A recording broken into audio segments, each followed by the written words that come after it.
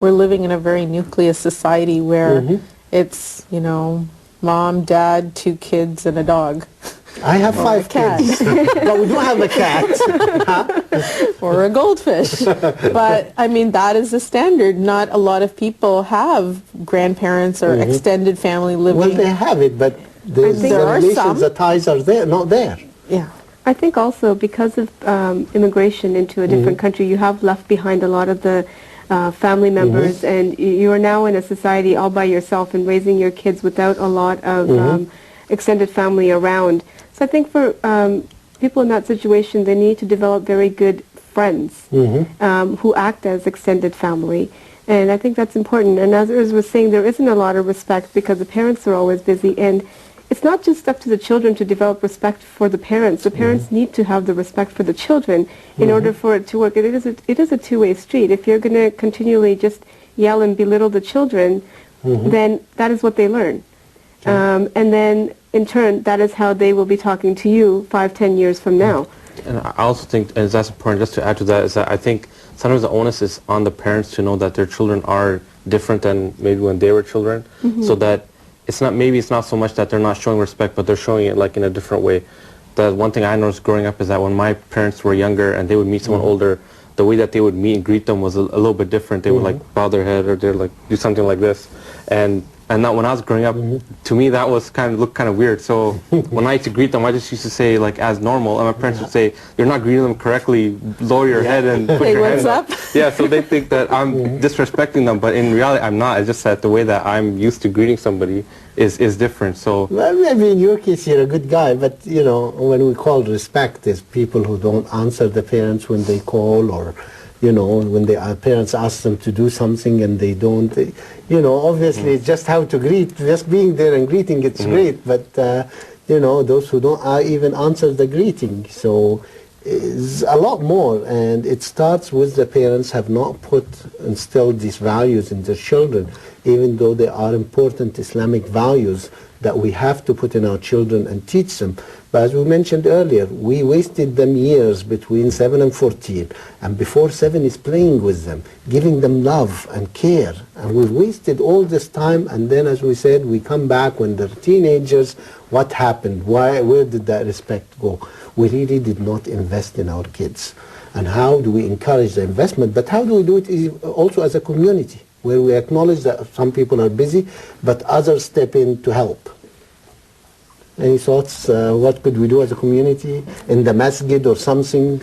I think it really boils down to being active and having that desire to participate in community and, you know, being involved with them. So I think it really has, and those values can only be instilled at home. You cannot instill values outside of the home. All of those good values have to be instilled in the home. So just as you said, parents have to, I really like how you divided that up. Up to 7, give them love. Up to 14, train them.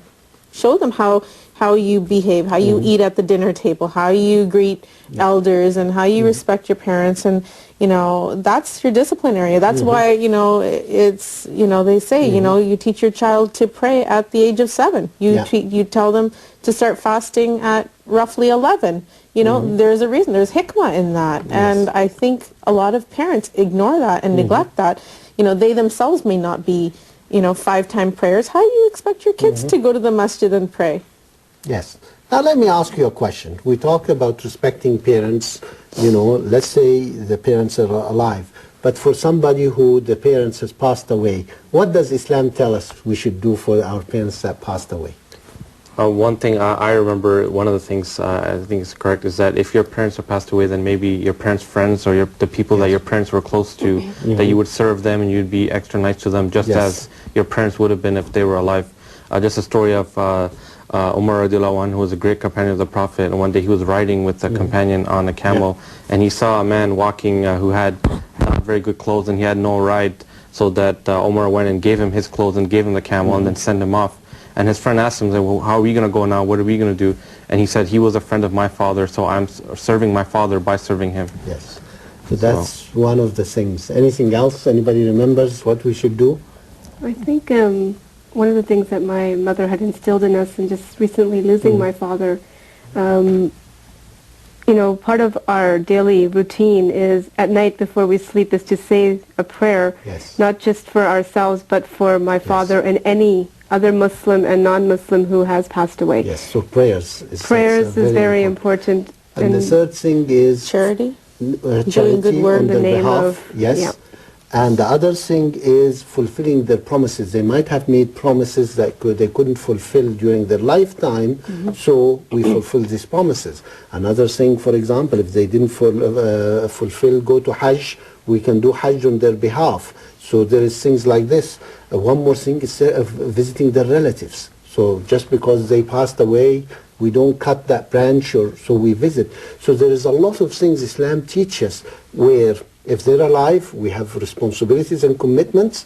If they passed away, we have responsibilities and commitment. But the important thing we have to stress, because we're running out of time, is parents and taking care of the parents is next thing to worshipping Allah subhanahu wa ta'ala. In 3 or 4 places in the Quran, it says after worshipping Allah, it is your parents. And to be nice to your parents and realize when they grow up, yes, they might be impatient.